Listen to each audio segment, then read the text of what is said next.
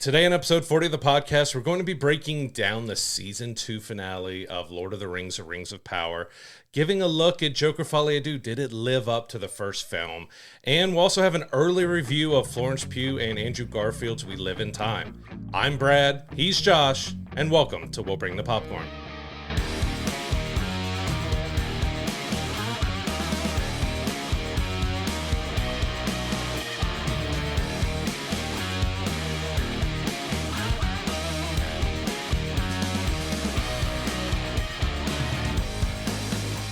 Before we get into our TV and film reviews of the week, please don't forget to like and subscribe to our YouTube channel. Hit the notification bell as well so you're getting our videos when they drop every single Monday. We can't thank you enough for your support. Also, if you're listening to us in the audio realm, please give us a 5-star review. It really helps, elevate the profile of the program. Can't thank you enough for your support as well.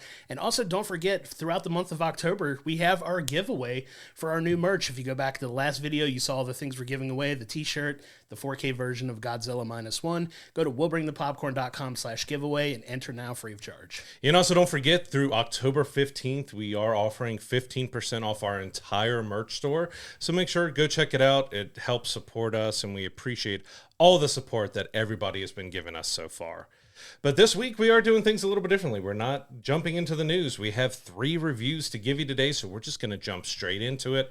And we're going to start with our TV breakdown of the Lord of the Rings, Rings of Power Season 2 finale. Episode 8 has come and gone now, and I was kind of surprised by this episode. I feel like this was probably the closest back to the feeling of Peter Jackson's Lord of the Rings trilogy that we've had so far. Of course, it mimicked many shots and things that we had in like Return of the King and Fellowship and everything else, but this really brought a lot to the finale. Yeah, this was a big crescendo of the season that we've been building towards, and like you said, it felt very much like we were watching an OG Lord of the Rings-esque type of episode here, like a real throwback to the movies that we love so much.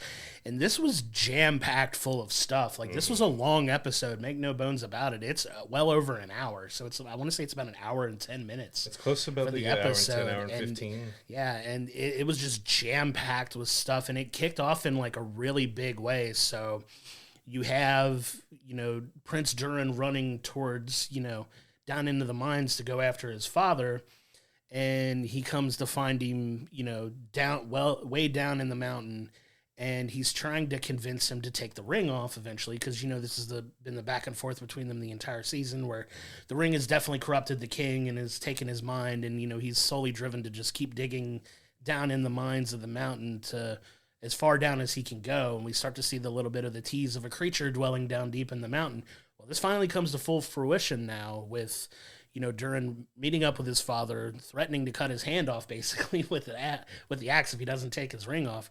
And then we get the appearance of the mighty Balrog, which, if you remember Lord of the Rings, Fellowship of the Rings, played a big part in that movie as well. But such a cool scene here to kind of really kick off the episode before the title sequence even goes. And it was just amazing. Yeah, they just went straight to it right out of the gate. Yeah, you had Prince Durin talking to his father no, I'm not stronger than you. I always looked up to your strength and how you were. And as a kid, I knew that there was never going to be anything that was as strong or as powerful as my dad. And tried to appeal to his dad, to the heart and everything else. But the king still did not want to relinquish the ring because he felt like that's what he had to do. And yeah, he finally breaks through the wall, and you see this nearly endless cave of mithril that, he's like, this is ours. This is everything to us. And then, yeah, you get the Balrog showing up, and, the king finally does what his son has been wanting him to do for so long. He removes the ring, he puts it down, and he Gandalf's the Balrog. He offers himself up, attacks the Balrog so his son can get away. And yeah, it was an amazing sequence just to start off. The dialogue was great. It really hit to the dramatics and the heart and everything else behind it. And it was a really excellent scene to kick off this huge finale, because we got so much revealed, so much done, and it was just jam-packed, nonstop, all the way through. After we get done with that, we have, the stranger has kind of made his decision where he's going to go, and he ended up going after Nori and Poppy. So he comes to the Hobbit's home where they have been, and it's kind of destroyed, and it's looking just really rough. And then we get the Dark Wizard shows up, and he's trying to manipulate him as well. Like, oh, you were one of 5 of Dark Wizards, and you sent off to find information, and we're trying to stop Sauron. And he's trying to manipulate the stranger into coming with him, that, hey, we know you, you know us. I'll tell you your name. I'll tell you everything, who you are. And, the stranger makes another decision on how he's going to go. And that was, and also another kind of great visual thing that it showed, where the Dark Wizard's like, all right, well, you're going to pay for that. And he decides to destroy the Hobbit's home. And what we get is this really powerful moment, right? So as the Hobbit's home starts crumbling, there's this giant rock that looks like it's going to fall on Nori and the leader of the Stores. And it just stops just shy of hitting him. And you see this really cool visual that it pans back to seeing, the stranger with his magic, like holding off these rocks from falling to help them get to safety. It was just this really cool magical visual that, is so synonymous with Lord of the Rings at this point. And, he tells them to run. He kind of helps them get to safety. And I think he comes to this realization now that he's making the right choice, right? He's not choosing to fight Sauron. He's choosing to help his friends and, not give in to that, whole dynamic that he was back and forth making that decision on. And it pays off by the end of the episode, and we'll get to that eventually. But it was really a cool moment because you kind of see them now being forced to migrate now, where they've been, stuck. This group of hobbits has had a home, and they've been comfortable in staying there. And there's this fun dialogue between, Nori and the stranger, where she's like, if we had it my way, we'd be traveling all the time, and we'd be, living off bugs till the end of days and all this stuff. And like, she's like, these group of people, like, they've never migrated before. They don't know what to keep and what to take. It was a really cool dialogue back and forth between them. But it's going to be interesting to see where that story progresses in the next season, because where they ultimately wind up and they find this promised land that they're looking for. Do we finally get it by the end of this series? I'm hoping so. I have a feeling, where they left it, I have a feeling that their story is going to continue, and we'll get to, as we get to the end of the episode review here, kind of breaking down everything as it happened, that we're probably going to be following them to find the Shire, to find their new home, and setting Hobbiton, and just setting up everything that way. And it by the end of this episode, they really set up a lot of new, good, interesting threads going forward. Like, there's just so much that they've been slowly setting up, and I think it did a great payoff on just about every storyline that we had here. But we take a little bit of a break from there, and we head back to the world of men with Farazan. So in the last episode, we got the queen offered herself up, and the people now are back on her side, that she has been freed from the creature, and shows that she's found not guilty. She's the right one. But Farazan isn't going quietly, so he basically rules that anybody, he basically says that the queen is in cahoots with Sauron, and makes up this story and rules that anybody who is still loyal to the queen is a traitor and should be arrested and taken care of. And that sets off a lot of stuff. So, you have Arianne, who is Elendil's daughter, who's been on Farazan's side the whole time, goes and warns her father so he can get away and protects him. So she's finally starting to see the error of her. I still don't like her. No. But she's starting to see the error of her ways a little bit. Yeah, she's definitely coming around. And it was a really fun scene that, she really forcefully just kind of stops one of the guards from going and finding him, and really sticks up for him in a way that kind of redeems her in a way a little bit, because she's still dealing with that, like, how do I balance what I think is going to be on the quote-unquote winning side versus like helping my father, who in his mind is doing the right thing and is honoring his faith to the queen and all of these things. So it was kind of a fun back and forth. But there's this interesting dynamic now in the world of men where you're starting to see the world of men kind of expanding a little bit, and they're kind of branching out and going to these other territories that you haven't really seen yet because you've been stuck in this one place.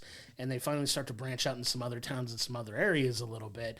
And you get some of these interactions with some of these other characters in the world of men that haven't necessarily been in the main place this entire season. So it's starting to really branch out in a way that I really think they're going to dive stronger into in the next season. Yeah, and after Elendil has been saved by his daughter, he makes his way to the queen, trying to get the queen to leave the city with him, but she again is defiant that I'm not leaving. Like, I don't need to see to be able to fight and see what's going wrong. And she gives us kind of our first big item of the finale, is that she gives him a sword, but it's not any sword. It is Narsil, the legendary king sword, the legendary sword that defeats Sauron. Yep. It is given to him, and of course give a cool moment of where he breaks it out and swinging it around a little bit. But I mean, yeah, we've got, the legendary Narsil is now part of this series. Yeah, so they're really starting to incorporate and dive into things that we know and we've seen. Like, you've seen these characters and how they're tangentially connected with what we already know, but now they're really starting to dive into bringing and incorporating more of that into the story now. Mm-hmm. So you get the sword. It was a great moment. And, he realizes he's going to have to lead her and venture out to get people to come to their aid, right? So you start to see that kind of play off eventually. But we, at that point, kind of pivot, and a hard pivot, really, to Sauron with Celebrimbor, which is one of was brutal, if not the darkest moment of the season, where, Sauron has Celebrimbor, captured, and he's torturing him at this point, and still trying to manipulate him. He's shooting him with arrows, but in points that's not going to kill him, but just cause him pain. Yeah, and that's where the torture aspect of it comes in, because it's a very jarring visual based on everything we've seen up to this point. And he's a bloody, battered mess. He's just got all these arrows. It's a really powerful visual, and Sauron is still trying to manipulate Celebrimbor on his side. Like, hey, what is it going to take for you to kind of help me finish this plan that I'm at? Like, I need you to, we still haven't made the One Ring yet that we all know of. That's the predominant ring in, the Lord of the Rings movies, but like, he's still like trying to hang on. And this is where I think Sauron is starting to falter a little bit, is the fact that he's holding on to what he feels is his perfect vision of Middle-earth, and that includes Celebrimbor by his side. And later you see the interaction that he has with Galadriel, that he had plans for her too, and it's not necessarily going the way he wants to go, but he's trying to manipulate Celebrimbor in this scene, and he's just not having it. He's like, I finally see you for what you really are, kind of, and it ends with a very very brutal end for Celebrimbor in this instance. Yeah, especially of course, if you haven't figured it out by now, we're going full spoiler with this episode. It's the finale and everything, but I mean, Celebrimbor stands up to him and is talking back to him and is not giving in, because he tried different manipulations. Like, look what you did to yourself. I'm like, no, you've done all this, Sauron. Right.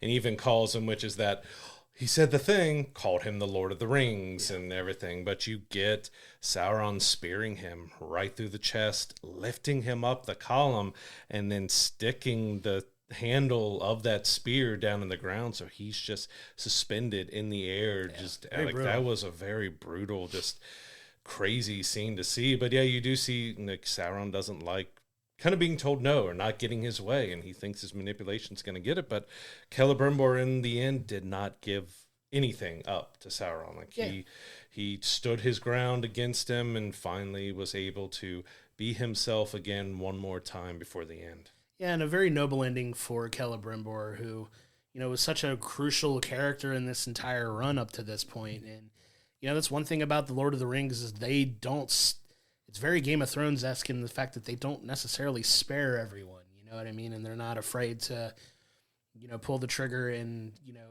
like, knock off some of these popular characters. And he was one that was a big part, especially this season with the rings being made. And, he met a very grim fate in this, and it was a cool visual, a cool moment, a great scene, a very powerful scene for him to get that redemption that I think we were looking for from him, with the way he was kind of slipping into that madness a little bit under the control of Sauron, that he finally came back around and got kind of a noble ending, as brutal as it was, but it was still a fitting end for that character.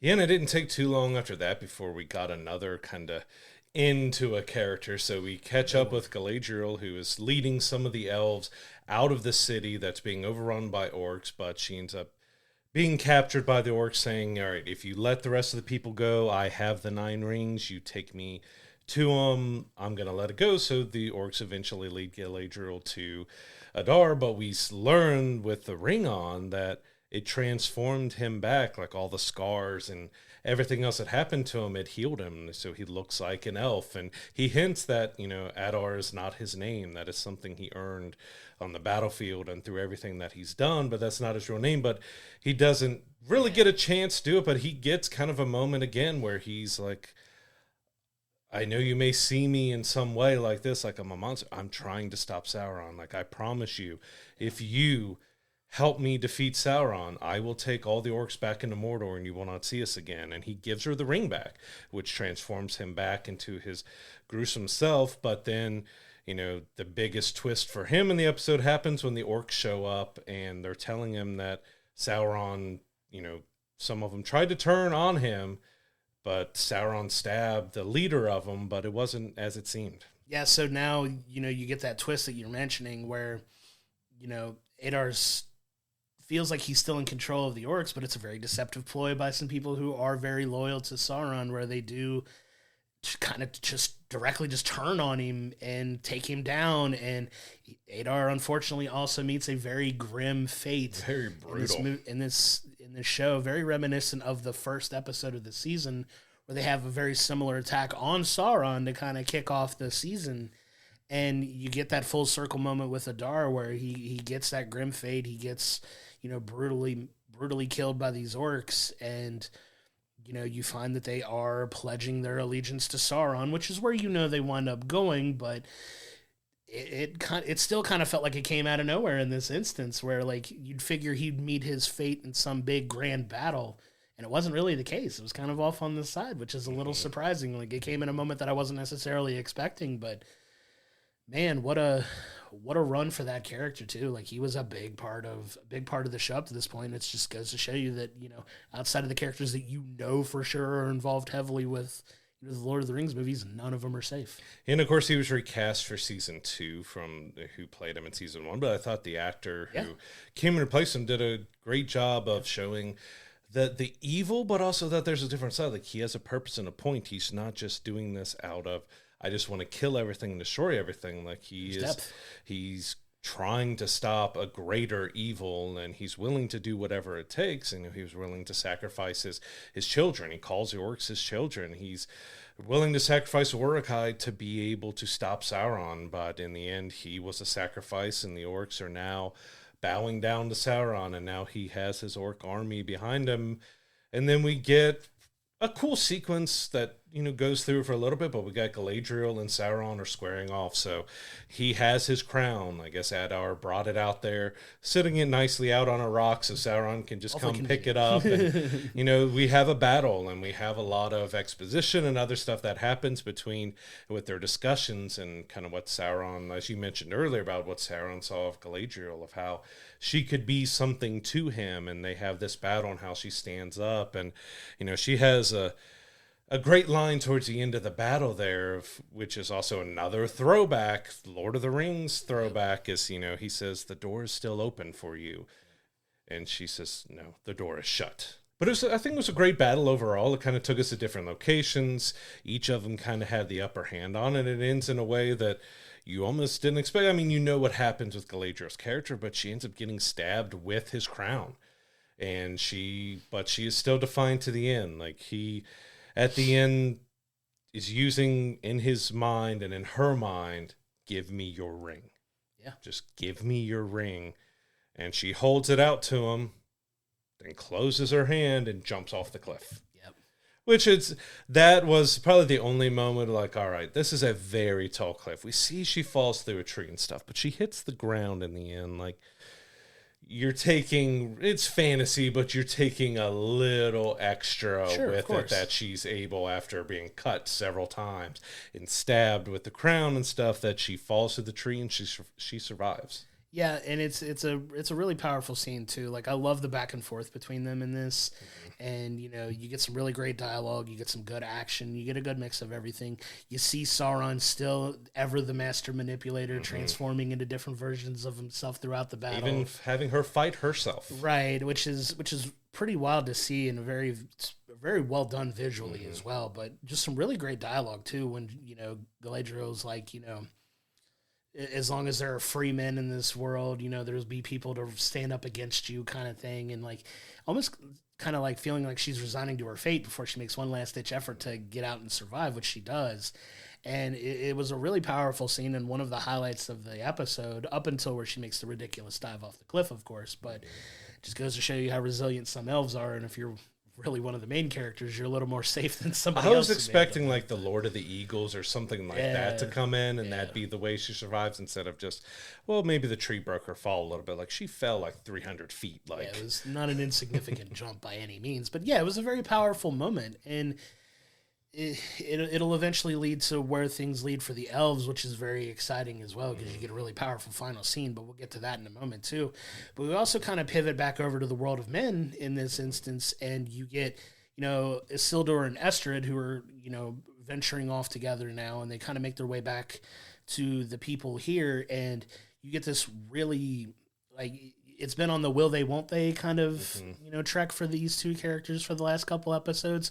And you get Estrid eventually, confessing her feelings to Isildur about him. And you get this special moment where they kiss and you're like, okay, they're going to wind up running off together. And then something comes along to just throw a freaking wrench into the whole thing, man. Yeah, because Kimmin shows up to the town and, still kind of doing his manipulation that, all right, so this is what's going on. But, Isildur approaches him and they're like, oh, you're alive. Yeah. Like, we're so happy to see you. No, he's not, because, that's a threat to Farazan. That's a threat to everything that they're doing. And he's like, well, Estrid's going to come with me. And that's a surprise to her husband, who has no idea what's going on behind his back and everything. And he walks up to her. I don't think he ever really says anything. He just gives her a look. But then Kimmin's like, no, low men are not allowed. And Isildur's like, you know who I am and who my family is and who everything is here. Like, you know who my dad's the captain, and like just kind of playing that card, but it was done in a good way. Yeah, I'm making a little light of it because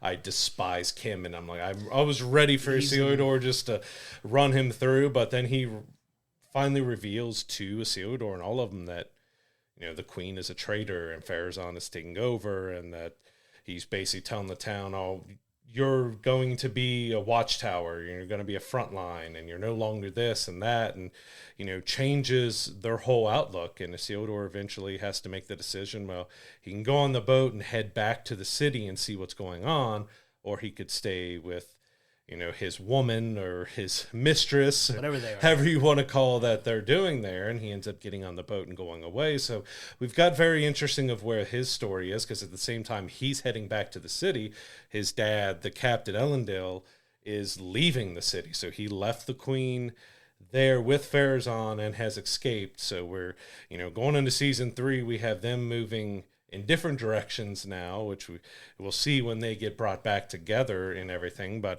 it was really intriguing to see how they handled the world of men and how they were bringing stuff together, because we see that corruption and everything with Farazan is starting to spread. And at the same time, with Galadriel and Sauron does end up getting the 9 rings from Galadriel. So he has the rings to give to men. So that corruption that's spreading with Farazan, we're going to see how that plays out with Sauron having the 9 rings. Yep, and you see where all of that's going. You know where we wind up. Obviously, we've said that over and over again, but it's starting to kind of paint a picture that we're seeing a bigger picture of, right? Because you see this expansion in the world of men that I was talking about earlier, where Farazan's branching out. We know how important Isildur is, especially in the fight with Sauron, and just a little bit part in this whole thing. And it's going to be interesting to see, his journey to get this king's sword that his father currently has. Doesn't bode well for old dad in this instance, but it's going to be some fun dynamics with the world of men, seeing Sauron venture out to corrupt, all the minds of the men and give them all these rings of power that, we know how important they are, and that's going to be fun to see in season 3. And, now you kind of pivot back a little bit back towards the dwarves and where they wind up in this episode.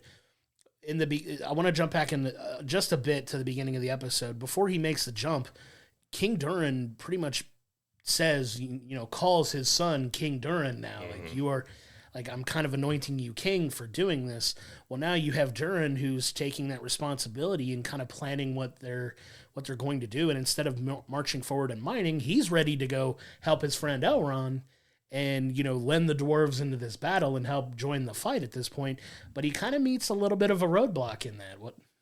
Yeah, because we kind of jump back to Aragon, where Elrond, the High King, and we see Arondir is alive. We thought maybe Adar had finished him off, but he's still kicking and doing well. And it seems, but at this point, the orcs have taken over the city. They have them held captured. They're threatening to hurt them, but they're kind of fighting with each other like, hey, we're supposed to take the bigger leaders alive and kill the rest of them, and the dwarves show up and save the day and help them. And yeah, we do learn that Durin didn't come, but he's back at home because he's dealing with, his father's death and everything. But that allows Elrond and the High King and Arondir to get away, who end up finding Galadriel and working kind of back to what we saw with Frodo when he got stabbed by the wraiths and everything, that, they're using their magic and their powers. And we actually see Elrond put on the ring to help heal Galadriel and everything else, which is an interesting moment to see that expansion of his character and what because he's been so adamantly against the rings and everything about him, but he realizes, if I want to save her life, I have to do it. And like you said, we jump back to the dwarves where, he is taking over as king, but already, even though they've got this battle going on with the orcs, the dwarves don't waste any time. So it's revealed that many of the dwarves who gave a lot of money to the king because of his greed and everything else, they want it back now that he's died, but also they don't see him as king. They don't think everything was done rightful. And we reveal that there's another brother who wants to lay claim to the mountain and everything. So we've got a lot of drama that's going to be moving forward with the dwarves, as not only is a Balrog, as we know, it's not defeated. It's not done. It's I guess, away for now. But he's got a Balrog on one side, the war of the orcs and for Middle-earth on the other, and now the dwarves are fighting amongst each other over this mountain. Yeah, it's going to be a big power grab, and it's going to be interesting to see how that plays out moving forward, because, for my part, the dwarves have had such kind of an up-and-down journey in this season, especially with the dynamics between, Prince Durin and his father, who, now that he's King Durin, and laying claim to that, like, you see this very interesting kind of foreshadowing visual where he's coming to the realization that all of these other dwarven kingdoms are coming for his spot, and you see them all kind of peer over at the rings, and you're like, oh, here we go. Like, he was so adamant against the rings. Now are they gonna use this to help keep control too? And you're gonna see that hopefully see that interesting dynamic play out with the dwarves in season 3, where maybe those rings aren't so bad, and then which we obviously know that they are, but that's going to be a fun dynamic for them to go into in season 3. I'm excited for that.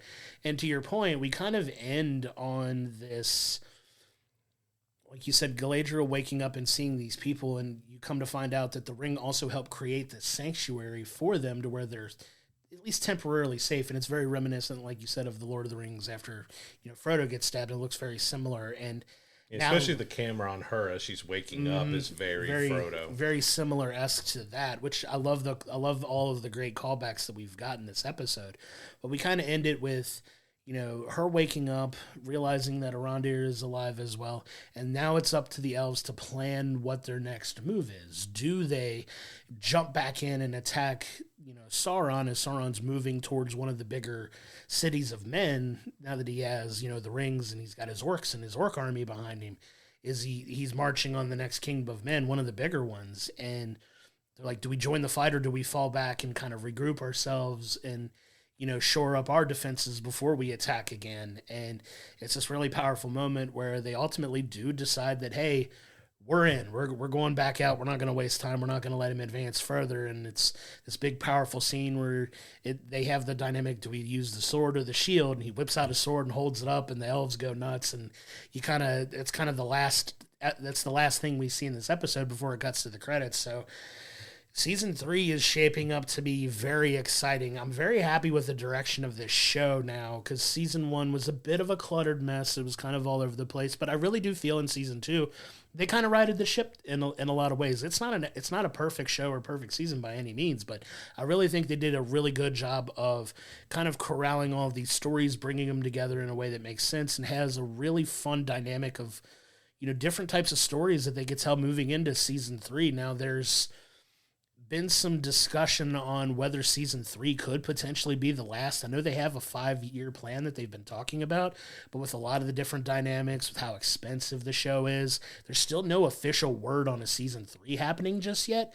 I'm fairly certain they're going to make one, but with the high price that this show is causing, there's some rumblings that we might not make it past season 3 for the show, which is a bit of a shame given the direction that it feels like they're going in, but they're going to have a lot of stuff to draw on when they move forward. So I'm going to jump back to one last thing here that we're left with because it's a huge reveal going forward and also sets up even more for season 3. And that's we finish with the stranger and Nori are talking and, all the hobbits there are, leaving. And as they're passing, they're saying, "Thank you, Grand Elf." And they're calling him a Grand Elf because they've never seen an elf before. And they think maybe he's an elf and everything. But of course, Grand Elf sounds a lot like something. And so we're already kind of putting that together. And we're like, all right, I think we finally know. Are they going to leave it kind of that mystery that you think it's this, but well, we actually get the full confirmation. He returns to Tom Bombadil, who, tells him like, well, I found this, the stranger's like, was this what I was supposed to do the entire time? Like, instead of choosing power, I went for friendship and I found my staff. And it's like, no, you didn't find the staff. The staff found you. Just as a name for a wizard finds it too. And he's like, Gandalf. That's what they're going to call me, isn't it? Yep. Gandalf. Yep. So we have confirmation. The stranger is Gandalf. Yeah, which is a little bit of a twist from the original stories. So there's a lot of people that have issues with some of the creative liberties that the show is taking versus being completely faithful adaptations of Tolkien's books. But this is an interesting twist that you kind of low key saw coming, and like, are they going to pull the trigger on it? It's great that we're getting this reveal that this is Gandalf, one of, if not the most beloved character in all of the Lord of the Rings movies and all of the things that we've seen so far. His appearances in The Hobbit as well. Like, how wonderful Sir Ian McKellen is in playing Gandalf, and you're getting this interpretation of this character. It's going to be interesting to see how he grows in his magic now that he has the staff, he has his purpose, and he's going to kind of venture back out and start doing his thing. So that's also going to be interesting moving forward. I love that it's revealed as Gandalf. Now we can start speculating: is the Dark Wizard Saruman that we were low key expecting and hoping that it would be, but we get that payoff and we got it off in a big way. Yeah, I still hope that the Dark Wizard isn't, because as far as we know with the Lord of the Rings series, that Saruman doesn't have that kind of noticeable turn to the dark and evil side until, much later. Yeah. So to have that be Saruman definitely changes a lot with his story. But again, they're taking liberties, they're making changes. We'll see if that happens. This might be maybe a blue wizard or something else that we haven't seen a lot in the live action, universe. Maybe that'll end up him, and maybe he'll lead to, Saruman will show up. Maybe he is one of the others that doesn't let Gandalf know that he was a dark wizard, because Gandalf doesn't really know anything now. He's lost all of his memories. He doesn't really know where he came from. Kind of like when he turned into the White Wizard, he lost a lot of his memories. We'll see if maybe some of that stuff comes back to him as it goes on. But yeah, we're heading into an interesting way for season 3 to be setting up, because with Sauron, he has the 9 rings of men, so we've got the corruption, we've got he's going to be potentially passing out and figuring out who's going to get those 9 rings. He still has to create the one ring. He's still got to go back to Mount Doom and make his one controlling ring. Does that happen before he gives men the ring? Is he able to handle all that? We'll have to see exactly where that goes.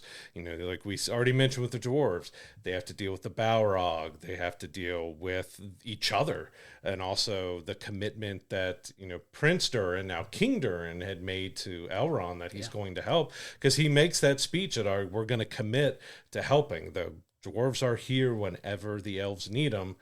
But his wife is like, we've got a lot of problems of our own here. And that's when you learn all about the other dwarves. And then we still have, the elves are getting ready for battle and they're going to mount the fight against Sauron. So we have that beginning. And, the kingdom of men is probably going to take a bigger forefront when it comes definitely here for the next seasons, because we have Isildur, we have his dad, because we have Narsil out there now, we have everything with Pharazôn, we have the Nine Rings. So men are going to be much more important to the overall story when it comes to season 3, because even though they've been mixed in a lot, they've been a smaller part of the story so far.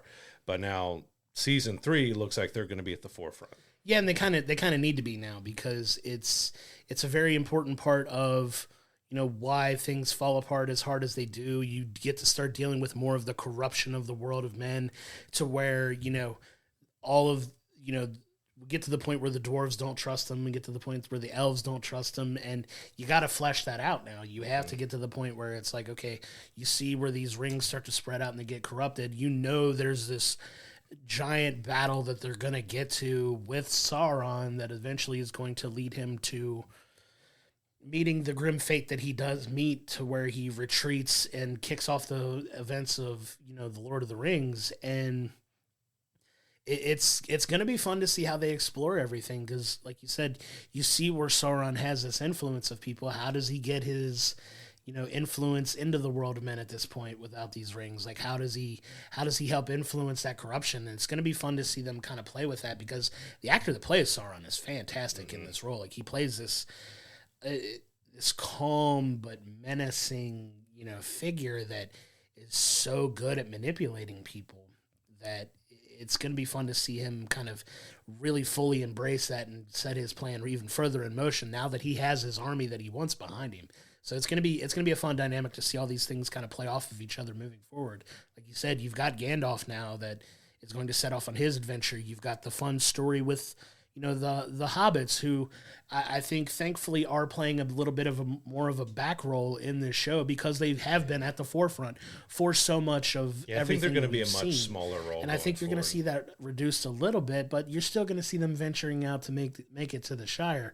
And I think you're not really going to have them integrated as much with them, and they're going to be kind of that break in the tension with everything else going on in Middle Earth, where they're doing finding their forever home at this point, and something a little more lighthearted that's going to break all the balance drama and action, and balancing out that they're just finding their home. But I'm excited to see where they go with this, because I really do feel, like I said, that season 2 really found their footing for this show, and it's really moving into some really fun and exciting territory.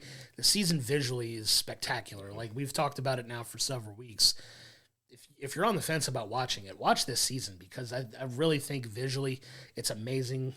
It's spectacular. The dialogue's gotten better. The storylines have gotten better. Like, I really do feel like they found their footing, and it's a shame because of the sharp backlash that season 1 got to it, that not as many people are giving season 2 a chance. But I really feel like, and I hope that, if you're following along with us, we appreciate it. Like, if you see how, into this show we've been, I'm hardest on Lord of the Rings stories because I am such a fan of Lord of the Rings, but I really feel like they've won me over in this season, and I'm ready to dive into whenever we get season 3, which could be a year or 2 away. I know they've been about 2 years in between seasons, but since they haven't even announced they're renewing season 3 and have really started work on it, who knows how long it's going to take.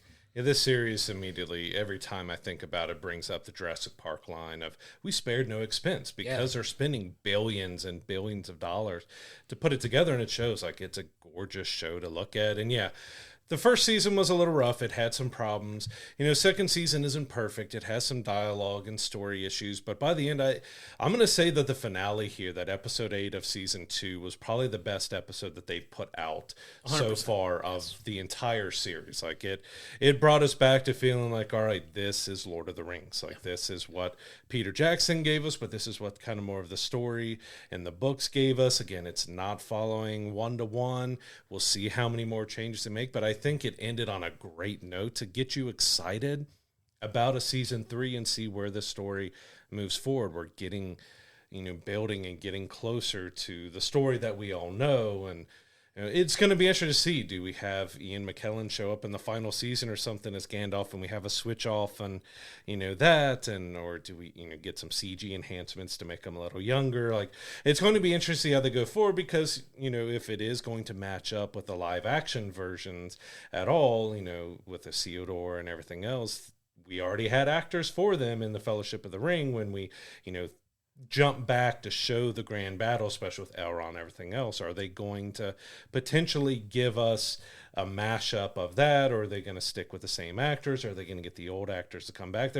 That's probably the most curious I'm at right now, is exactly how they're going to be able to bring that together. Are they building us to the movie universe, or are they keeping this in the Lord of the Rings realm, but it's not going to tie to what Peter Jackson did? Because it's going to be interesting to see exactly how that final battle plays out, because we've seen it. We've seen the battle with Sauron and everything else. So if it goes 5, it's going to be interesting. 3, I see the setup. I see it's getting the corruption of the world of men. I say it's probably going to end with Sauron making the One Ring at the end of season 3, setting up for season 4. I would almost say that could be the final season if they think about it, if they end with him creating the ring, because basically season 4 would be all battle and all fighting and all them trying to figure out how to stop him and stopping him in the end, because they stretched that out to 2 seasons. Don't know exactly how it's going to be. Like, season 3 looks exciting, but I'm seeing maybe season 4 potentially being the end of it if it doesn't go 5. Like, they know they've got the map out. Depends if they want to spend the money to keep going. Like, the ratings weren't as great as they were. I don't think they were terrible, but they weren't as great as Amazon was expecting. But it does seem season 3 might get the green light soon. But yeah, we'll see if it makes that 5 season that they originally said for. Like, the way the pacing and everything is going with the series, I would almost see 3 or 4 being it. 3 would, I don't know, maybe too much, because they still got a lot left open to handle here. So maybe we get 4 seasons and it ends that way. But I'm really looking forward to season 3. Like, for Lord of the Rings, Rings of Power, season 2, episode 8, I would give this probably a 9 out of 10. Like, I would give this pretty high. There really wasn't any main issues. Like I said, the only issue I had with Galadriel falling the hundreds of feet and surviving just because she clipped a tree or something, that was one of the more but we also had Gandalf fall, but I mean, he's a wizard, and you got everything with that, and he landed on the Balrog, but he landed in water, and she's landing on a hard ground through a tree off of a cliff. Like, that was the only, I could say, that was kind of all right. And also, Arondir being completely fine and normal after he got stabbed by a Dar. There's a couple issues. Like, I'm not saying this was a perfect season, but I think it did well overall. And for Lord of the Rings, Rings of Power season 2, I would probably give it a 7 overall. I don't think it was much improved over the first. I think it still had a few issues, but at the very end, this episode really gave it some good staying power, but also just made it feel like Lord of the Rings again. Yeah, I agree. And if I were to give it a ranking as well, I would agree that this episode was easily a 9 out of 10. It's by far the best episode that they've put out, and I would agree with that because of the feel of the old Lord of the Rings that we're so used to. It felt so much more like that. Overall, with the season as well, I would probably agree. I would give it about a 7.5 to an 8, maybe, being generous, just because I give them a lot of credit for righting the ship and bringing it more into focus and getting us to this point where we got such an amazing episode at the end. I'm a big fan of sticking the landing in this season. Mm-hmm. I really think they did that in a really positive way. Is it without its issues? No. But no show is, really, because you're always going to have seasons where there's some episodes that don't feel as important or as complete with, an overall story. It's not perfect. You're rarely going to find that where there's not, every great series has a filler episode here and there absolutely. Where it's like it had nothing to really do with everything else that we're seeing or wasn't as integral in, the overall storytelling. So I give it a little bit of a grace period there, but yeah, it's so fantastic. I'm so excited to see where they move forward. Hopefully we get that announcement for season 3 very soon. I'm seeing a lot of positive buzz out of the finale, especially that hopefully generates that buzz that they're comfortable with pulling the trigger on season 3. I'd hate for it to end right here. Mm-hmm. I don't think it's gonna because they are so invested in this, but moving into season 3, very excited for what they have going. It's The Lord of the Rings, Rings of Power Season 2. All episodes are now available on Amazon Prime Video. You can check out the entire season. Again, as we said, it's an improvement over the first season. It definitely brought things back and better. They handled things a little bit better, but they really stuck the landing with the finale. And now I want us to move into our first film review of the week. We got to see Joker, Folie, Deux. It's the follow-up to the wildly successful Todd Phillips Joker film starring Joaquin Phoenix. We pick up in this movie kind of right after the end of the original Joker, where Arthur Fleck is captured and sent to prison. You get a little bit of a time jump. They don't necessarily specify how long of a time jump, but it's long enough to get like a made-for-TV movie or series, I forget which one it was, about Arthur Fleck's life and everything like that. But you're seeing him adjusting to life in Arkham Prison. So this entire film is centered around the trial of Arthur Fleck and that dynamic of, is he more Arthur Fleck? Is he more Joker? Are there two different personalities? Is he competent enough to stand trial? That's kind of the center around the entire crux of the movie. And unfortunately for me, it's a little too light on plot. It's a little too light on structure. And this film, for me, just as a broad stroke of it, didn't hit the way I was hoping it would.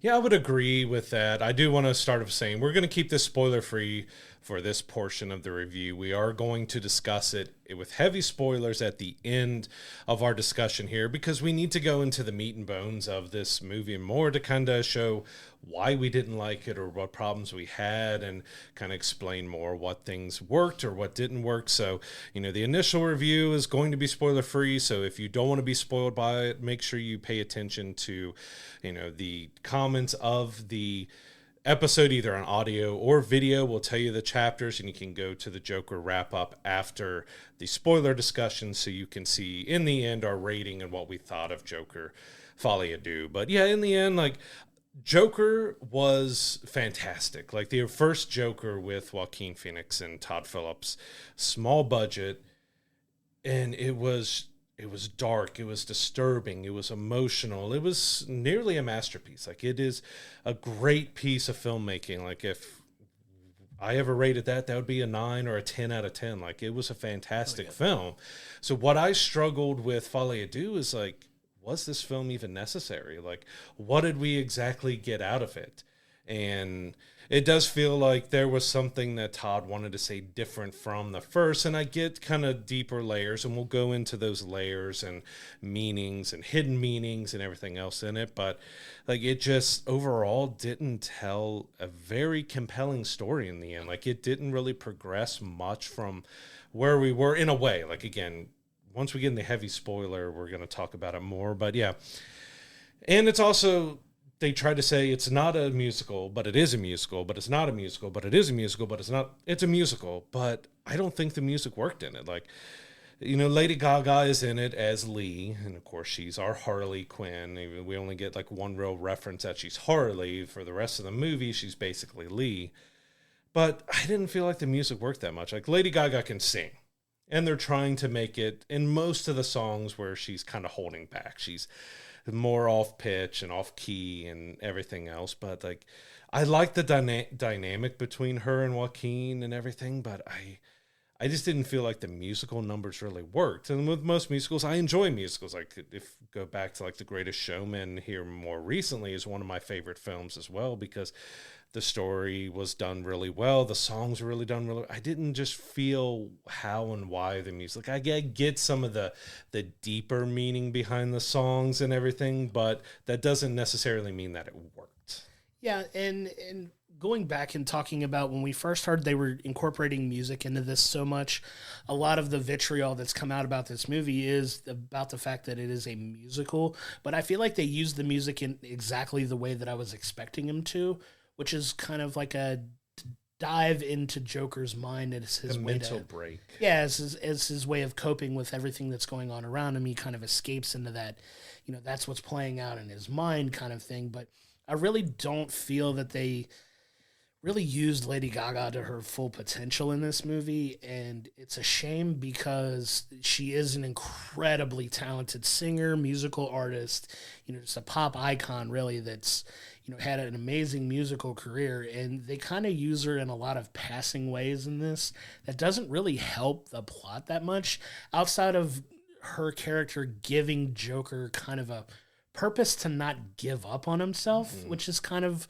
the whole, like, that's why I mean by it's so light on plot is he just happens to come across this character who is like obsessed with Joker, and they strike up a relationship, and she gives him the purpose to not completely give up, because he very much in this film is like downtrodden, distraught, kind of giving up on himself and giving up on everything, like he's just kind of waiting to be executed at this point because he committed those heinous murders that he committed in the first film. And you kind of play with the dynamics of, are they really justified because he was mistreated and all of these other things. And like I said, they play with this. They try to play off the dynamic. Is he sane? Is he crazy? Is he really more Arthur Fleck? Is he more Joker? Like, which one is really winning? Is he really, or is it just kind of an act? It was kind of really loose with everything in this in a way that wasn't as cohesive. And like you said, I kind of felt like, what was the point? Because it didn't really advance too much for him. And I think they really missed the mark on the message they were trying to get across with this movie. Yeah, and I do feel like with the music and even with the lead character, with Lady Gaga's character, that it added more confusion, because I think it leaves the audience with a lot of confusion of what's real, what's in his mind, what's actually happening, and we don't get a lot of kind of real payoff of knowledge of knowing, like, all right, was this all in his mind? Was this actually happening in real? Was the songs, because we get a few of the songs that we know was in his head and not being done out, but others look like it was done out.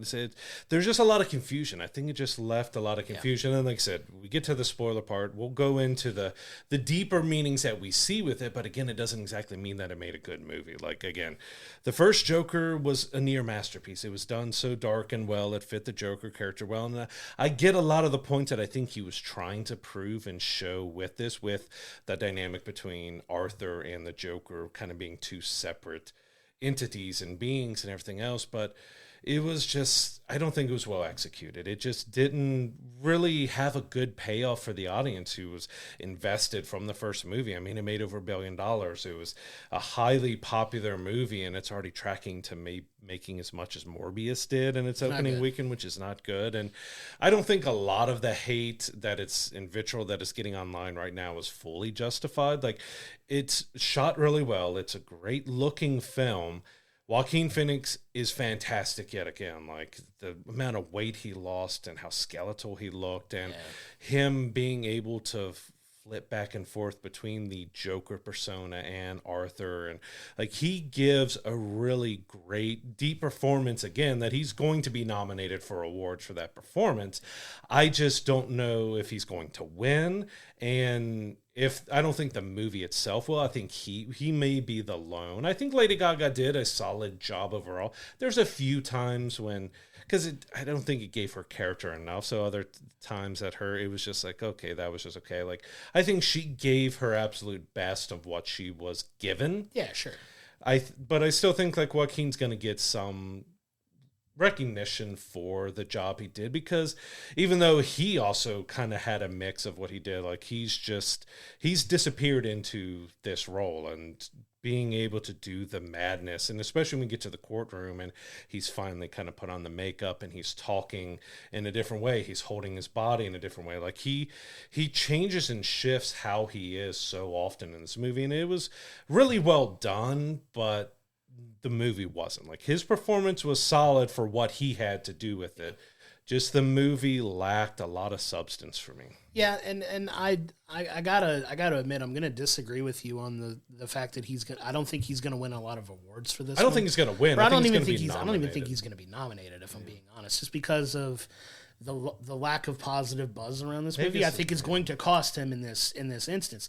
He gives a really solid performance as this character with what he's being given to work with, and his ability as an actor to kind of like absorb this character and kind of like you said, morph his body literally into like just this skeletal, like it was uncomfortable to see him like in the physical condition that he was in. And that's kind of what you're going for, right? Because you're looking at this broken, downtrodden man that it just has no regard for his physical well-being.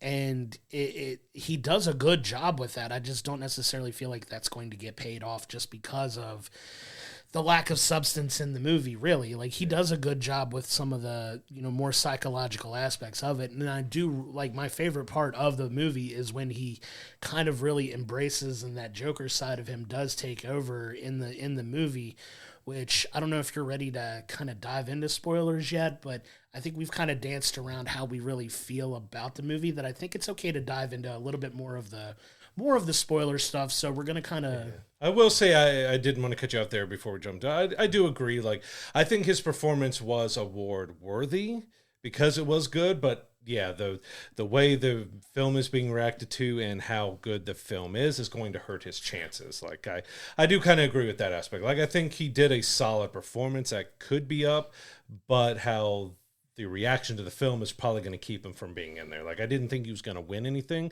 but he should have maybe a nod here and there, just depending on how they take in how the reception of the film over. But yeah, I'll toss it back over to you to start the spoilers, a heavy spoiler talk here, so we can dive more into psychological and the deeper meanings, because there is more underlying and deeper meanings to a lot of the stuff that happens in this film, which that's kind of, you think that wants to be their payoff, but it just doesn't pay off as well as I think the director and everyone wanted it to. Yeah, it's really disappointing because there was a lot they could have drawn from. One of my favorite things about the movie, and I'll start with a little bit more of a positive aspect of it. In this, he's represented by his defense attorney, who is the wonderful Catherine Keener. She's a fantastic actress as well, but he's so caught up in his own belief in himself that he winds up firing his attorney midway through the trial because he doesn't really feel like she's accurately, depicting the way he wants to present himself to everyone. And you see this wonderful moment where he kind of lets the Joker part of himself kind of take over, and you see he goes from this, downtrodden, like, trying to figure things out to this bravado Joker persona that he has. And it's a fun, like, switch off that, he goes into the courtroom and he, like you said, he starts talking a little bit different, kind of taking in that old Southern attorney accent. The Southern drawl, like, that he has. It's very humorous in the way that he does it, but he also mounts what I feel is a fairly decent defense for himself, to where you're almost like, is he actually going to get away with this? Like, is he going to be essentially found? Because I think the ultimate goal is for them to not keep him in maximum security prison where he's been, but move him into Arkham Asylum, where he can get the mental help and the treatment that he needs, where, he's trying to where he pled insanity and he's trying to prove his case, right? And he has that own internal struggle, which is where I feel like a lot of the movie misses the mark, because, like, he doesn't necessarily feel that he's crazy, but he's not doing a very good job of selling himself to prove otherwise, where they ultimately determine that he is competent to stand trial for this. And, he helps his case and he doesn't help his case at the same time, because he has this incredible bravado, and he's this Joker character that is really, at this point in the movie, like a real cult-like figure in Gotham, where he has this TV movie made about him. You hear all these people that are outside the courtroom that are Joker fans. You have Joker fans in the courtroom.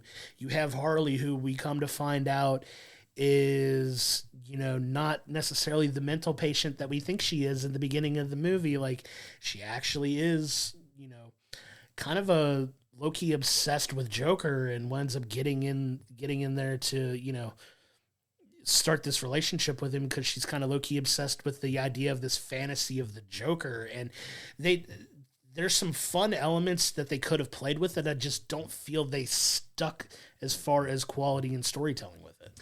Yeah, and I agree. And still laughing in my head because his southern drawl when he is being the Joker in there, it reminds me of the lawyer chicken from Futurama. Yes. So I Yes, just very kept much. picturing him there, like almost like, all right, he's like Colonel Sanders meets the lawyer chicken from Futurama and everything else. Is like, it was well done, but I just couldn't stop hearing that with the way he was speaking. He's, he started off light and he was getting heavier and heavier and heavier in it. But yeah, just I get some of the underlying stuff. So like overall, like we're looking at mental health and we're looking at someone who, every time we see Arthur, the guards are asking for a joke and stuff, and everyone's just idolizing him, looking him as the Joker and everything else. And then we get kind of either as Lee or as the other inmates, we're kind of along with it. Like we're like her, we're the audience looking and idolizing this Joker. But by the end, he kind of shrugs off that I'm not the Joker. I'm just Arthur. I'm a guy who had a lot of trouble and issues, and he's kind of tossed to the side. So I get that there's this underlying like, all right, this is like the entertainment industry, and this is where people like once you're no longer good for them, they just throw you away, and that kind of like I get that there was an underlining tale, but it just didn't really have a payoff with it. Especially like this was never meant to be a comic book movie. DC's name's not attached to it and stuff, but the Joker is a major character, and you kind of throw off that the Joker character is not really.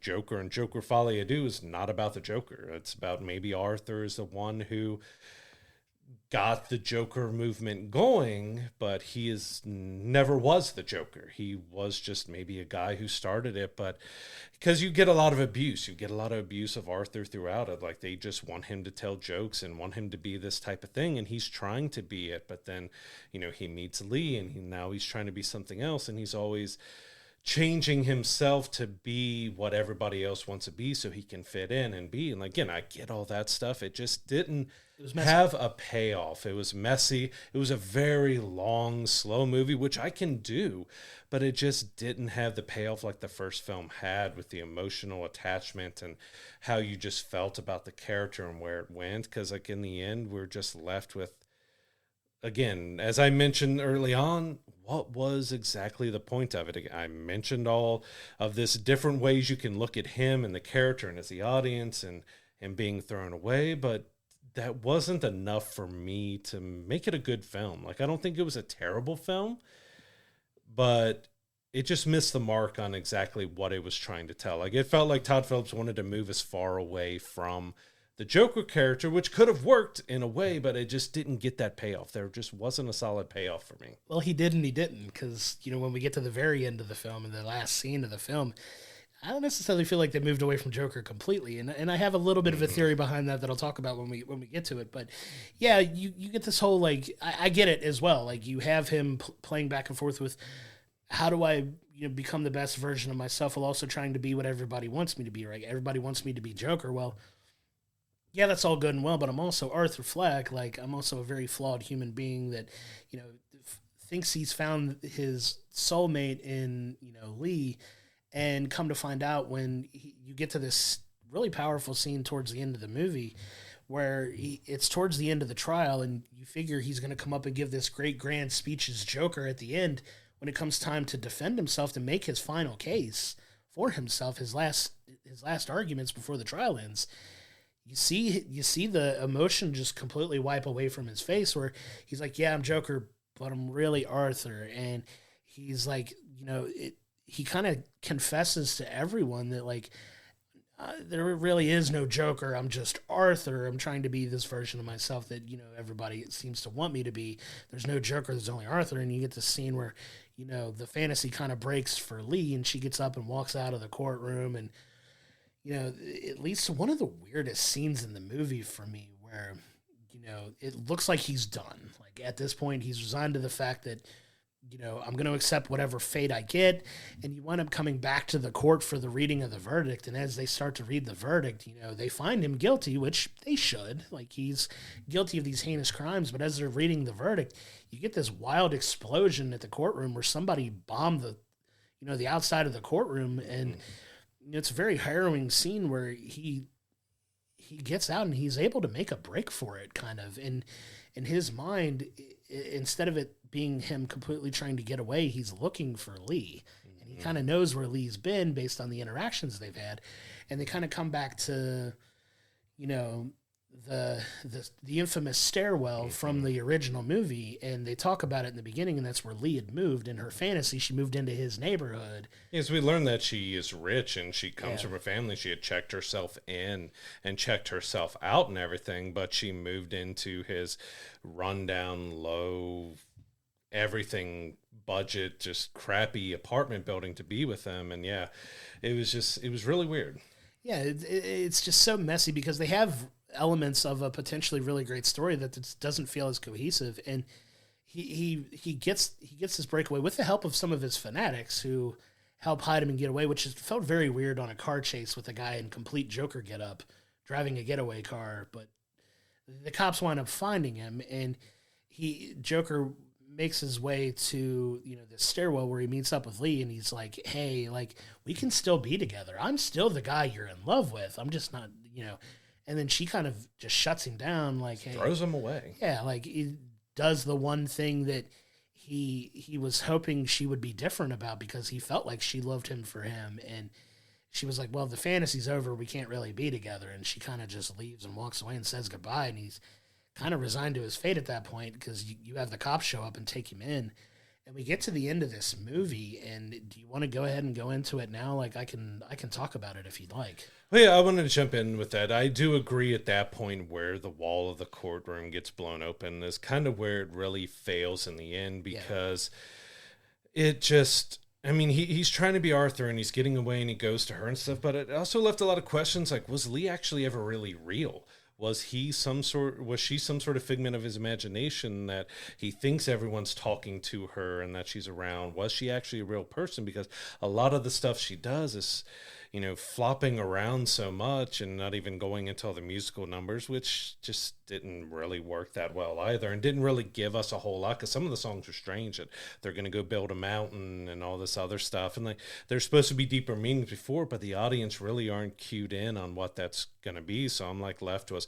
In the end, was Lee actually a real person, and was that him just to himself, like, well, nobody wants me if I'm not the Joker, and, you know, that's kind of his mental state, but we don't really get that full knowledge if what's really been real this whole time, because even when the first film ended, we thought maybe he was in Arkham the whole time and all these murders and everything was in his head.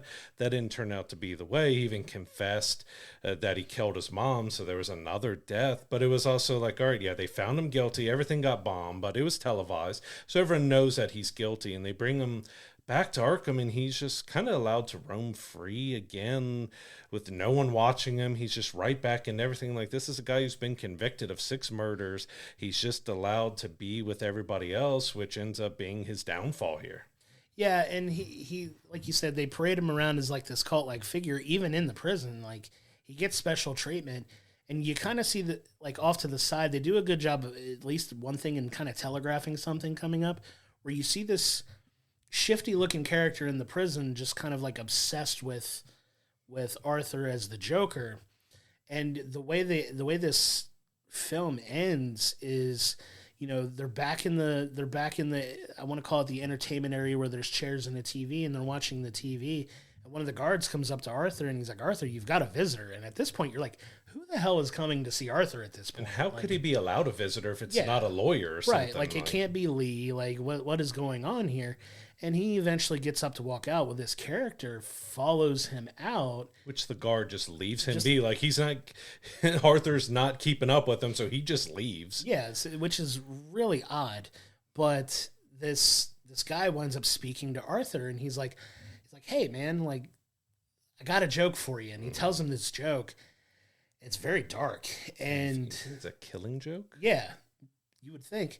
And by the time he gets to the punchline, he pulls out a knife and he stabs Arthur in the gut several times. Very, very harrowing there. And Arthur's kind of taken aback. And as he's killing Arthur, you start to hear this manic laugh come over him. And you're like, oh. Yeah, because the joke's about he's like a psychopath and a clown. And he's going on that. And like, yeah, and you get that, and even get him, he gets up on the wall while, Arthur sitting there bleeding out, and you see it very, Very blurry yes. that he's cutting himself, kind of like Heath Ledger's Joker, With who the always scars. said, how I got these scars. Is this potentially supposed to be a hint, like maybe that's Heath Ledger's Joker or something else? Like it sets that up, but it's very controversial. Like Yes. you're basically ending the movie that Arthur was never the Joker, and we potentially have someone else. And maybe if they did a third one, which they're saying even before the movie came out, they're not doing anymore. Were they going to explore? And maybe that wasn't the Joker. Was it going to go on for a while, or is that actually in the end our Joker in the background? Yeah, it seems like the inference is that this guy was going to be the one who ultimately took up and becomes the Joker that we all know, with that manic laugh and the smile and the scars, and like it's it's leading to some people to speculate if that's going to be a version of the Joker moving forward in potentially the DCU, right? Because you have the Matt Reeves Joker with Barry Keoghan, like potentially being Joker in that realm, which they neither confirm nor deny, because there's back and forth whether or not he's going to be in that Batman. But is he going to be the DC Batman or DC Joker? Because there's no tangential connection to any of the DCU stuff that James Gunn is doing. But there's some speculation is that a version of the Joker that they're going to wind up using? If not, what was the freaking point? Yeah. Like, I get it. Like, he created this, persona as the Joker that had this cult following. Is he the next one to take up the mantle? What does that look like? You're left with far more questions than you are answers for this. At the end, your whole point is just killing Arthur off in kind of a cheap way. Like, it was like, what was really the whole point of the thing? And that's where it kind of turned me off, especially with the end. Is like, it's a cool visual, it's a cool scene, but I just don't think it had the proper impact that they were hoping for it to have. Yeah, it left you more confused than anything. Like I said, throughout the movie, I'm like wondering, all right, what is real? What's not real? We're kind of along in his mental state for the ride, but we're trying to figure out, like, is Lee ever real? Were any of the songs ever done? Because we know several of them are clearly in his mind, but there's several, like, did he actually sing and do this out there? Like, I don't think if you could have taken away the musical moments and it really wouldn't have mattered that much of the story to me. I don't think it had the effect that they thought it was going to have. Like, it plays some parts about his mental state and where things are going, but like most of the film, it just didn't have a payoff that you were expecting with it. And yeah, for Lee to be so obsessed and throw him away again, I get the underlying that it's like society or relationship or something else. When you're done with somebody or someone or something is not what you thought it was, you just kind of throw them away and you leave it there. But it just didn't leave a good impact and left you like, yeah, this is, they've talked that nobody at DC had any input on these two movies. They were just going to let him do whatever they want. So I don't think it's ever going to be connected to anything that they're doing. But it did leave you with that question, like, all right, who is this Joker? Like, we got two Joker movies, but apparently we never got the actual Joker, and he's hinted at. So, like, did we really even need the hint at? Could have just been left with him dying. But again, it's like a guy who has killed so many people and is in this asylum and is in the prison is just kind of allowed to roam free and do whatever he wants. And even with, like I said, not knowing if Lee was real, because she's allowed to enter solitary confinement that he gets thrown in. She's allowed to, at the courthouse, to go to his jail cell, and like she's allowed to go anywhere and everywhere that she wants, even though she was a prisoner, but she was one that put herself in there. So she's not like Arthur, who did all this stuff. She made up stories and lied, but she's allowed to go everywhere, which makes me question if she ever was real. But we don't get any payoff to know if she was or was not real. Like you said, there's just too many questions left. And maybe it's, they want you to discuss and look at the deeper meanings of it, but in the end, it just didn't make for a good movie overall. It failed on a lot of aspects. Where the first movie was so fantastic, this was a pretty big letdown for a lot of people. Like, I'm not going to hate on it like a lot of the internet is going. It had some good qualities to it, but overall, it just dropped the ball. Yeah, this comes down more to execution of ideas, I think, in this case. Like, it felt like a lot of the music was shoehorned in just to have it because you have somebody as incredible as Lady Gaga. And Joaquin Phoenix, in his own right, is no stranger to musical movies as well, playing Johnny Cash and, Walk the Line and, being absolutely brilliant in that. And he's an incredible actor in his own right, but it felt like it didn't really serve us too much. Like it was kind of his entertainment mindset, I guess. It just felt really flat to me. Like the musical numbers were fine, and visually they were artsy and they were cute, and they did what they needed to do. Gaga got to show off a little bit of her singing chops in it. Not as much as you probably would think she would, but she did fine with that. But yeah, there's just so much. You don't always need to beat us over the head with something for us to get it, but at some points you have to give some kind of contextual clues to some of this, and that's just where I feel that they really missed the mark with this movie. Is the ideas are there, and I get what they're trying to do. It just all comes down to execution at the end of the day for me. And it's unfortunate because I do hold the first one in such high regard. Like you said, I agree with you that the first Joker film is absolutely fantastic. And this one, a lot of people are going to call it a cash grab, and I get why, because the first film did make $1 billion. It made a ton of money. This one is not going to come anywhere close to that. Well, we did talk about this before. There's over 200. Like this cost more than Dune Part 2, and we were both questioning after the movie, like, where did the money go? Because you only have like 3 big name actors, like big people in there. Like, where'd the money go? Yeah, and it's not like there were these big elaborate sets either, because the film really only takes place in a couple places. It takes place either on the streets of Gotham, in Arkham Jail, or at the courtroom. Like those are not very elaborate sets to build or make. And they look like, good. Where did the budget of the film go into? And you kind of makes you question whether it really legitimately had a $200 million budget at this point, because it doesn't feel like it had all that money tied up in it. But visually, it's still a fine film, but I don't want to get into budget and too much more of that, because at the end of the day, it's completely irrelevant into how they executed the movie, I think, and it just really missed the mark for me. That it happened. It's unfortunate that it went the way that it went, but this is one that's definitely nowhere near holding up to the original in a way that really missed the mark for me, and it's unfortunate because I really was looking forward to this film and seeing what they gave us, and unfortunately, they left a lot to be desired. Yeah, so Joker Folie, in the end, it had some interesting ideas to it, but it just really failed in execution. Like, I think Joaquin gave a good performance. Lady Gaga did a decent performance overall, but it just really missed the mark. And exactly, like, we get the layers, but it just didn't work. Like, in the end, I'm probably giving this like a 5. Like, there was some decent stuff out of it, but in the end, it really missed the mark. Yeah, I agree. I would probably give it a 4. Less than half. Like, I don't think it's the worst movie I've ever seen, but with as high hopes that I had for this film coming out of the first one, I think it really fell flat, and I feel like, in my opinion, it was just a very poorly executed movie that I would probably give it a 4 out of 10 myself. That it had such high hopes that I'm going to knock it a little bit for not following up well enough to warrant a higher grade for me, which I don't like doing that for movies, but I really feel that it's justified for this one. Yep, I mean, I agree. Like, it definitely missed the mark for us. For sure. So Joker Folie is in theaters now. We've been very harsh on this movie, but please, as we always say, go check out the movie for yourself, form your own opinions.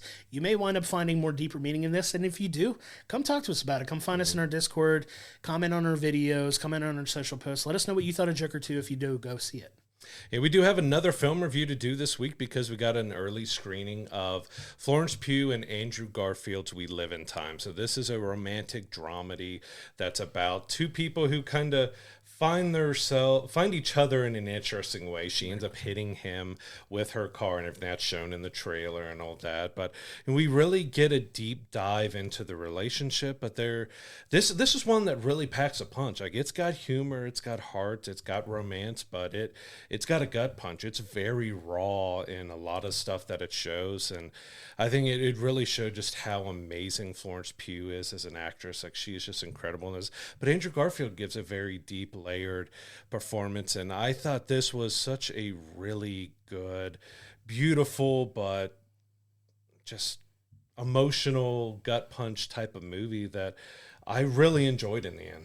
Yeah, and I'm thankful that we got this early screening as well, because this is a film I've been looking forward to seeing for a while when they announced that these two were a part of it.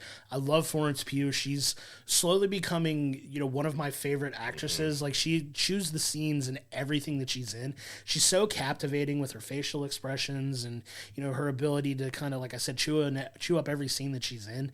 You can't not take your eyes off of her when she's on screen, and she does such a good job of emoting and really involving herself in this character and everything that her character goes through in this film.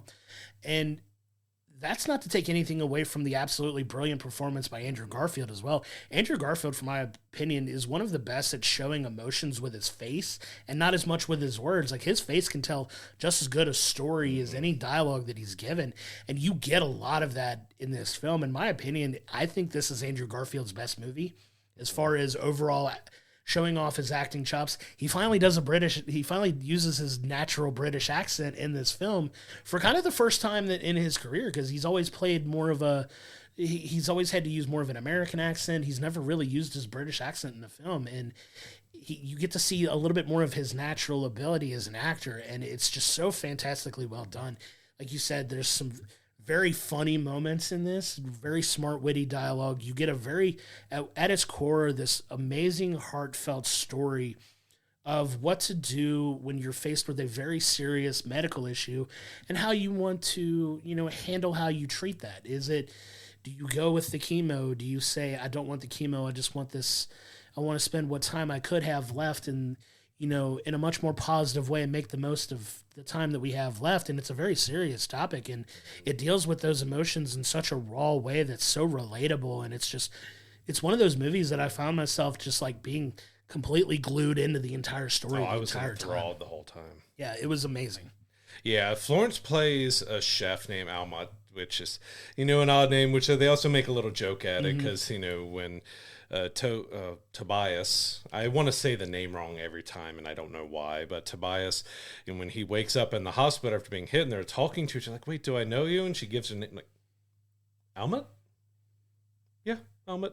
And they have that little, just quirky little dynamic between each other. But she's a chef, but she's a very, very strong woman. She's one that's very determined, very career driven, one that's very focused on what she wants and everything else. And she wasn't exactly looking to fall in love or have anything else. And, we get kind of a darker moment with his character that, he has a relationship that has fallen apart himself. So he's in this just kind of dark head state as well. And they find each other through, again, unconventional means, because he's heading to the store to get a pen and he gets hit by her car, and that's kind of where we involve. But one of the aspects of this film that I really enjoyed a lot, and it reminded me a lot of Eternal Sunshine of the Spotless Mind. If you watch our favorite film episode, that is one of my favorite films of all time. So it gave me a lot. It's a completely different story than that, but it gave me that feelings because it doesn't tell the story in a conventional way.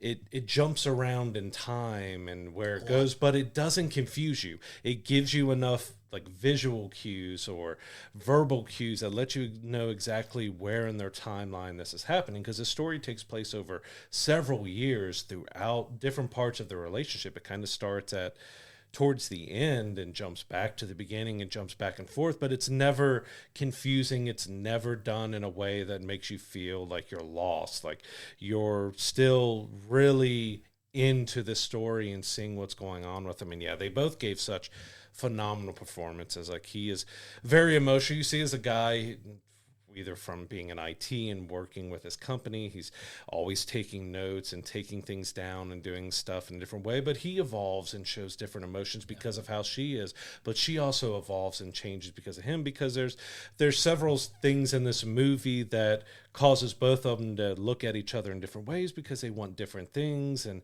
how it all goes together. But like I said, Florence Pugh, she literally bears all in this movie. Like, she just gives everything to this character because there's so much that is done. Like, she really shaves her head for part of the movie. We've seen that in the trailer and everything else too, but there's so much more that we won't go into that it gives such raw emotion and connection between not only their characters, but to the audience, because it's just so raw and real. Like, it feels like you're watching a real relationship that has been going on. And like I said, it has an emotional gut punch to it as well. Like, it could be a decent date night movie. It's a fantastic movie, but I don't want it underestimated, the emotional gut punch that this film can have. Yeah, because at the end of the day, you're dealing with a very serious situation that's common for a lot of I know common for a lot of women that deal with like reproductive issues and things like that. So there's a lot of real raw like storytelling elements in it that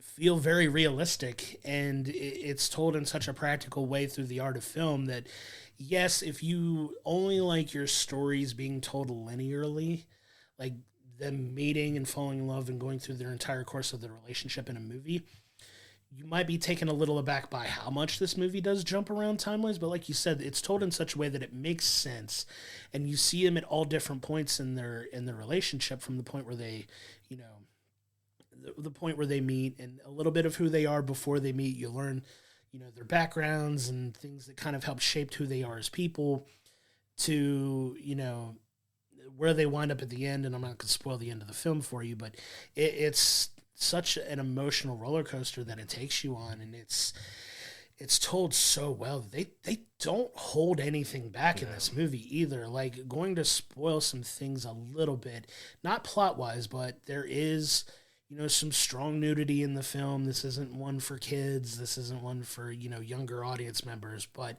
you know, there's nudity. There's a very, very memorable birthing scene in this film as well that kind of plays up some of the humor of the film as well, with some of the comical aspects of it. But it does a good job of balancing that emotion with lighthearted humor, with, you know, practicality in, you know, what relationships actively look like. That it's such a smart take, and it really, for me, kind of harkens back to, I want to say, some of the early 2000s, like romantic comedy kind of type films, that it has a lot of those elements in that we haven't gotten as much of lately. And I really feel in a lot of ways it feels like a throwback to some of those kind of movies in all of the best ways. Yeah, absolutely. And I think Florence and Andrew both have a great dynamic together, great chemistry. They work off each other really well, but especially a lot of the scenes and the stuff they go through this movie, there's a lot of trust and things that they had to build as actors between each other to be able to tell their story right. And I think they nailed telling their story right. Like, again, it jumps around a lot, but you're able to follow it really well, and it does it in the right way. So, like, well, we may have seen this time point and we go to this time point, but it matters to what just happened, and it matters to what's going forward. Like, there's nothing that's really out of place. Everything that they show and they tell and they do is very important to their relationship and their story and the building of their characters and everything. Like I said, I can't say good enough things about the performances that Florence and Andrew give. Like, that, you have a smaller cast around them that does stuff, but I mean, they carry 99% of this movie. Absolutely. Is just about those two, and they did a fantastic job. These are two performances that I know are going to be there for award season, and I would put Florence's performance as a front runner to win an Oscar for that. I would put Andrew up there pretty high as well. Like, they both gave incredibly layered, deep, heartfelt, emotional humor. It's like, that's what I love about Florence and her commitment to, like, because she can have those humorous moments that also go very serious, and then she can jump right back out of it. And just both of them, the looks in their eyes and the emotions that you can see just from their facial expressions, really gives a whole lot to this film. And I honestly, I thought I was going to enjoy it moving in, and of course there was some memes that went out before, because in one of the posters and one of the stills, there was a carousel horse that everyone just made a joke about and stuff as well. And, you know, that kind of helped, I think, get a little more talk about the film. But this is well worth going to theaters to see. Again, it's not for kids. It's you kind of do have to be in the right state to watch it, because it packs a wallop and it packs emotion. Like, it has romance, it has humor, it has humor and comedy in different ways of how they handle things. But it is a very raw, real, like, it feels like you've been watching a real relationship here, and it was just brilliantly executed. Great cinematography, great music. Like the on top of the emotion, everything that's going on, a soundtrack can make a huge difference with it. And like the right songs, the right instrumentals, the right everything just kind of played at the right moments that just kind of just hit hard. By the time the movie was over and we're listening to the songs over the credits and stuff, I'm just sitting there just kind of, I'm staring at the screen, but I'm just thinking about everything we just experienced and watched and we felt and we went through with this film. And it's like, there's been very few films that's had me just sitting there contemplating and thinking about, especially when it's a romantic dramedy, as I call it, because it's a drama, it's a comedy, it's a romance film, but it had a big impact on me at the end. Yeah, it's definitely a big emotional punch, but yeah, We Live in Time is definitely going to get a lot of Oscar-worthy buzz, and with a good reason. I really do feel like Florence Pugh is going to be Oscar-nominated. I think Andrew Garfield is more than deserving of a nomination for himself as well, and hopefully we start to see that come award season. Now, if I were to give this film a rating out of 10, I would give it a solid 8. I really feel that emotionally it packs all the punch that you need in a film. It's very beautifully shot, very artistic in a way that makes sense, but the storyline is fantastic. Everything's cohesive, and the way they kind of jump around in time a lot, everything has a purpose, which is what you want when you kind of jumble up a story like that. Every scene feels important to the overall narrative, and for that reason, I'll give it an 8 out of 10.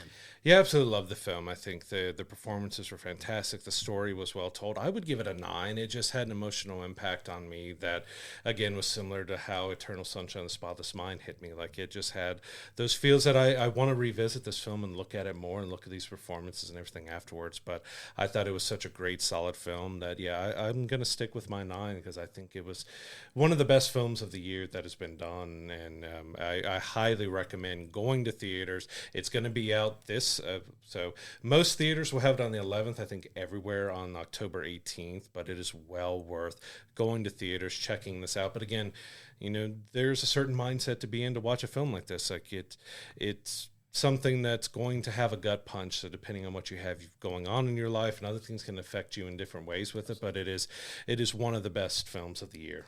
Absolutely, and I would agree with that. And We Live in Time is in theaters coming up soon. We can't thank the local theater enough for having an early showing.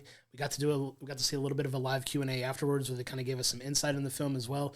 We're thankful to be a part of that and thankful to get that early review out to everybody. We were excited to see this film and glad that we got to see it, and I'm so glad that we did, and we cannot recommend enough that you go and check it out. Yeah, that live Q&A was great because we got to see exactly kind of how we felt watching the film, that they had to get a pretty strong bond and trust with each other to do this film because they have to be so raw with each other, like not only in the situations that Florence physically has to put herself in, but emotionally and physically, they both had to really trust and believe in each other and count on each other to get the performance that they did. And yeah, they just did such an amazing job. It was great to hear from them about the film afterwards, but yeah, we highly recommend checking it out once it's in a theater near you. So moving on over to what's coming up this week, there is, again, it's another week that's kind of loaded with things. So in theaters, we do have We Live in Time. That'll be out along with Saturday Night. So that's about the very first Saturday Night Live. That is something we're looking forward to seeing as well. We also have Piece by Piece, which is the Pharrell Williams Lego documentary. So he decided to do a documentary on his life, but everything is a Lego. That looks really entertaining, but also want to see more about his life. Like, I know his music and know things about him, that he's kind of a nerdy, geeky guy, but I'm curious to see exactly what all he shows in this documentary. And then we kind of end it with Terrifier 3, which I've never seen any of the Terrifiers.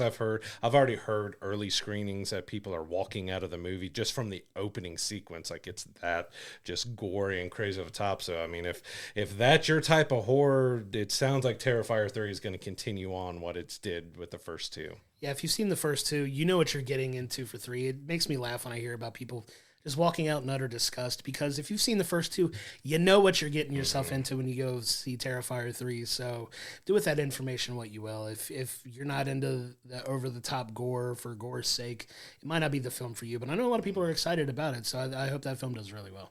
And kind of surprising on demand, it's done well in theaters, and it's been critically received well. But Beetlejuice is already coming to demand on October 8th. So maybe they were trying to get it out ahead of Halloween to get some more buying and purchasing purchasing and watching of it, but it still seems pretty early for that to be hitting. But also on October 8th, we have Hellboy, The Crooked Man. So this is, this comic series has been up and down. We've had the 2 Ron Perlman films. We thought we were going to get a third one. That's never come to fruition. We had a reboot of it. That did not go well. So now this is a more, low budget reboot of it as well, but it was supposed to go in theaters, but instead it got pulled out of theaters and it's coming to on demand right away. Yeah, not surprising given the up and down history of that. And Hellboy's one of those that just feels like maybe they're not going to fully be able to get it right in the movie sense, but it seems like every few years or so we get somebody trying to take another crack at it, but this one doesn't hold too promising. I'm going to wait personally for that for when it comes on streaming just to check it out, but on demand now and hopefully on streaming services soon. Yeah, another film that didn't have a very long theatrical run. We don't know how much longer it's going to be because, we got Deadpool and Wolverine is dropped on digital. It's still in theaters, but it's doing gangbusters. But Halle Berry's new horror film, Never Let Go, it is coming October 11th on demand. So that's only been 2 or 3 weeks for that film as well. Yeah, very short run. It's one I haven't got a chance to see in the theaters, but I'll be excited to check it out when it comes out on demand for sure. Yeah, over on streaming, so on Netflix, we will have Tomb Raider, The Legend of Lara Croft. So this is another anime adaptation that they've done. So you had Terminator Zero done in anime style. This is anime style with Haley Atwell is playing Lara Croft. So that, you've got Laura, you've got Haley. That's going to be hopefully really good. That is season 1 is out on October 10th on Netflix. Yeah, that's definitely one that we're looking forward to checking out as well. Like I said, I love Haley Atwell, so hopefully, it follows in the same vein of Terminator Zero, which I loved a lot, and hopefully that one does really well too. On the TV side, we have the final season of Superman and Lois is starting on October 7th, so I never got around to checking out this series. I may go back once it's ended and rewatch them all. And Josh, you've told me quite a bit that it's been enjoyable and it's been a fun ride. Of course, CW is this is their last comic book series that they have, so they're kind of getting away what was their bread and butter, and it's all ending with Superman and Lois. Yeah, it seems like the last 2 comic properties they have left are, Superman and Lois, which is the last tangentially connected Arrowverse type show. It's really a shame that they gutted that entire franchise for this. It was among their most popular shows when it was out. Superman and Lois is actually a really solid show. I recommend checking it out if you haven't. It seems like it was that and Riverdale were like the last 2 like comic adjacent inspired type shows that they've got left, and it seems like they're completely overhauling their programming, but I'm excited to check this last season out to see how they stick the landing on that show for sure. You also have what's been a smash hit since it came out, Abbott Elementary. It's back for season 4. Like there's so many of these shows that I don't get a chance to check out or I hear about, and then all of a sudden it's 4 seasons later. Like it feels like it just premiered and now we're already into season 4, but that hits on October 9th. So there's most shows are nearly back by now. We still got a few that are trickling out. I know one of my wife's favorite, Ghost, comes back the following week. Her Grey's Anatomy has come back and everything, but we're right in the middle of, we're almost through the premiere week and all the shows are back on TV, whether it's streaming, cable, or broadcast television. Yeah, it's exciting that, obviously the writers' strike last year through production schedules completely off kilter, and we're finally starting to get back to that sense of normalcy with fall and spring TV, that hopefully now that everybody's back to work and working on all the wonderful projects that we get TV-wise, we'll get back to that normal release schedule TV-wise. This feels very late for a lot of shows because most shows do tend to come back around September, but it feels like now we're finally getting back to that sense of normalcy with all of these shows coming back, and I'm excited to check them all out for sure. Yeah, there's just so much to watch, especially with streaming being added in. Yeah. We have Penguin going on, and we have Agatha All Along going on, and some shows that are just only streaming or just limited time. There's just so much to watch anymore. It's hard to keep up with everything. Yeah, you kind of got to pick and choose what you want to watch, when you want to watch it. But it's great that we have so many options, some hidden gems could go undiscovered for a while, but it's exciting to check all these out, and I'm glad that they're all finally getting back for sure. Yeah, it only took me, I think, 4 seasons after it was off the air to finally watch Breaking Bad. Right, yeah, it's just... It's crazy how that stuff works out, but you wind up getting around to it. You wind up finding something that you really enjoy, and I kind of had a similar experience with Breaking Bad as well. Yeah. But definitely excited to check out some of those shows that are coming back for sure. So that's going to do it for this week's episode. We can't thank you enough for your continued support. Don't forget, go to willbringthepopcorn.com. You can get all the information about the show there. You can get links to all of our social medias. Come join us on Discord. Come talk to us. Talk about your shows that you're watching and your movies. We'd love to have you in. Also, don't forget to enter into our giveaway. We have just a few more weeks left for that. You can get your own Podcast Minus One t-shirt in the size you're choosing, as well as the 4K version of Godzilla Minus One, which does include Godzilla Minus One minus color. We're very excited about that. Coming up next week, we are going to be reviewing the film Saturday Night, which is about the very first episode of Saturday Night Live. Excited to check that one out. And until next time, I'm Josh, he's Brad, and we'll see you next week.